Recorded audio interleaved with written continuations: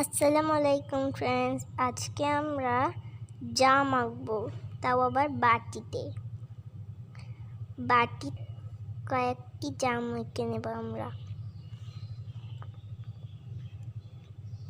প্রথমে আমি একটি বাটি এঁকে নিচ্ছি।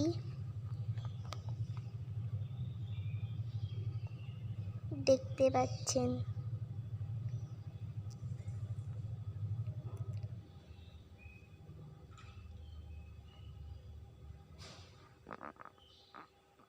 বাটিটা একটু ভালো করে রাখতে হবে কিন্তু।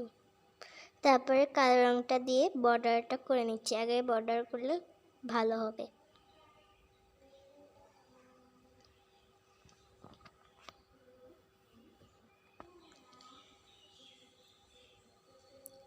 বাটির সাইডে একটু দাগ দিলাম যাতে মনে হয় যে বাটিটা আছে। তারপরে গোল গোল জাম এঁকে নেব একটু লম্বা করে। বেশ কয়েকটি জাম আঁকলাম।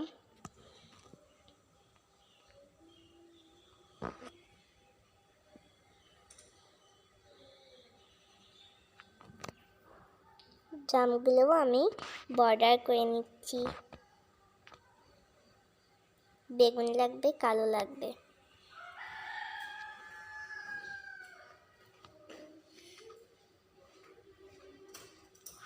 পিছন দিয়ে একটু কালো রং করে দিলাম যাতে জাম মনে হয়। জামের পিছনটা কিন্তু ওরকমই আছে।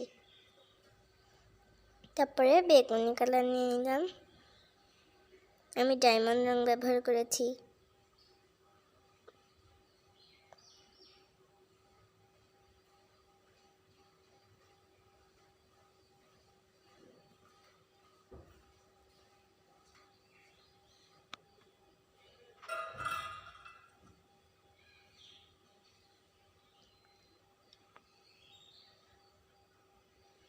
এবারে আমরা এর উপরে দিলাম কালো রং।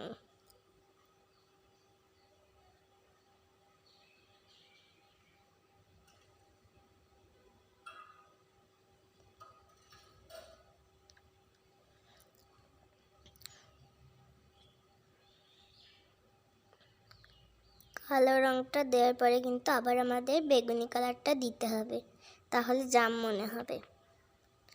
কালো রংটা দেওয়ার চেষ্টা করবেন, না হলে জাম মনে হবে না।